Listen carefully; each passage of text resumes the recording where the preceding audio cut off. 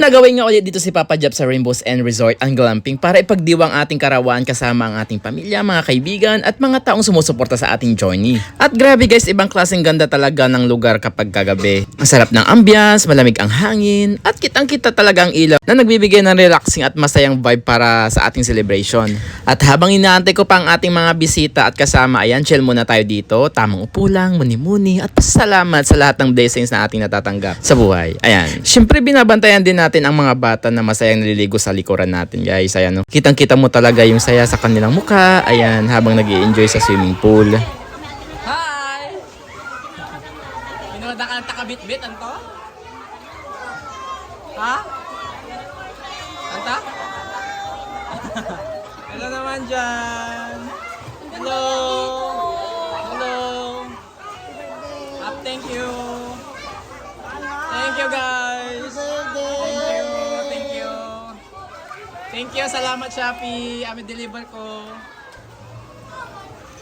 Kaya yan na guys, chibugan na. Ano pa inaantay natin? Alam kong gutom na rin ang lahat, lalo na yung bumiyahe pa ng malayo para makasama tayo ngayong gabi. Ayan, balbalaga salamat. Maraming salamat. Kainan na, kwentuhan, tawanan, at syempre samahan ng masayang banding. Ayan, talaga namang sumasarap ang pagkain kapag kakasama mo yung taong mahalaga sa buhay mo. 'Di ba? Pagkatapos naman ng masarap na kwentuhan, ayan, at kainan, hindi mawawala ang kunting picture, taking video shots. Ayan, syempre kailangan may remembrance tayo sa special na araw na ito. Ayan guys, diba? Ang sarap balik-balikan yung ganitong moments, lalo na kapag kasama mo yung mga taong tunay na sumusuporta at nagpapasaya sa atin. Isa rin sa dahilan kung bakit pinili ko ang lugar na ito ay dahil napakarami nitong magandang alaala para sa akin.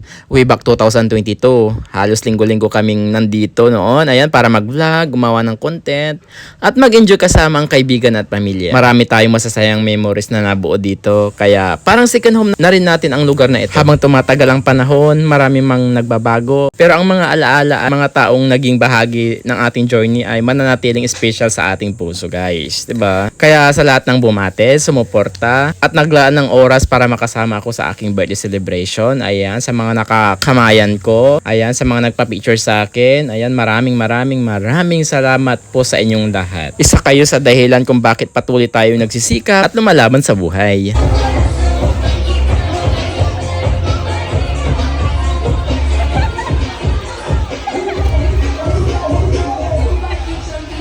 So ayan guys, maraming salamat ulit. Ayan, happy birthday to myself. I love myself. Ayan, good health, more success, and overflowing blessings.